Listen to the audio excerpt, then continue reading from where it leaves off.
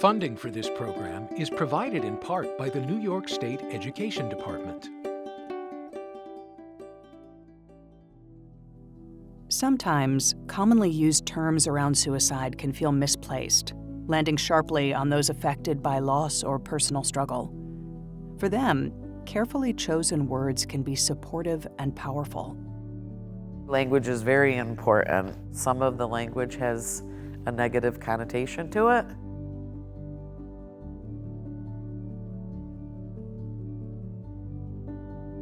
No, people commit crimes.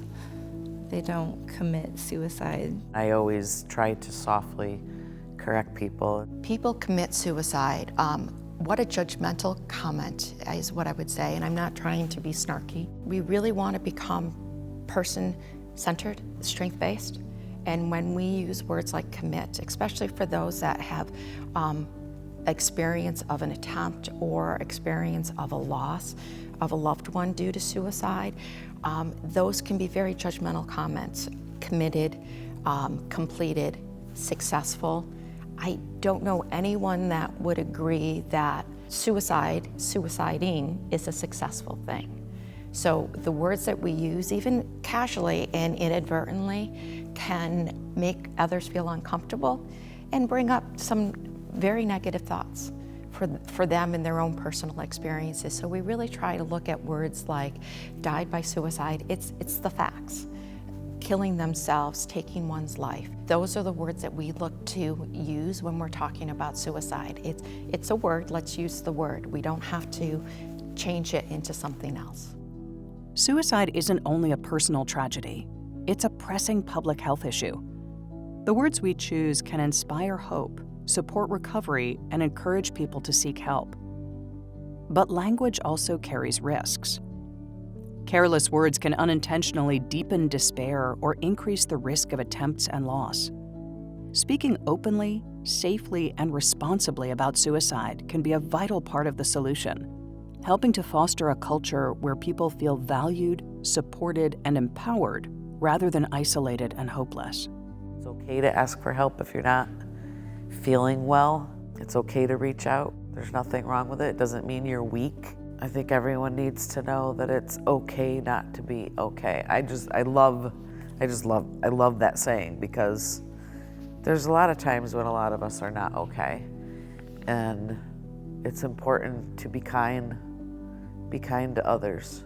Mental health is a continuum. We all live on it, right? Some days are better than others. It's when it gets to the end where we're feeling unwell a lot more of the time than not, is when we really need to think about addressing what's going on, so we don't get to the point of suicide being a consideration. Stigma tied to mental health and seeking help is a powerful force, one that tragically adds to suicide risk. Suicide prevention advocate Maggie Henry knows this firsthand. Her work sheds light on how judgment and silence can hold people back from reaching out. By breaking down these barriers, we can create pathways to support and heal. I was thinking about what everybody else was worried about around me and what they would think about me rather than taking care of myself.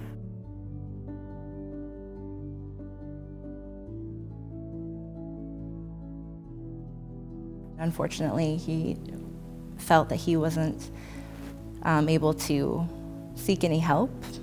I feel like there's a big stigma upon men and mental health, and he felt he had to be strong for his family and that it would show weakness in him if he needed a shoulder to lean on. It is really, really shameful as being a member of the Black community to talk about mental health. It's very, very rare that anybody even comes out and says, hey, I need help. I don't think it should be that way. I think that we should all try to change that, and it starts with each person.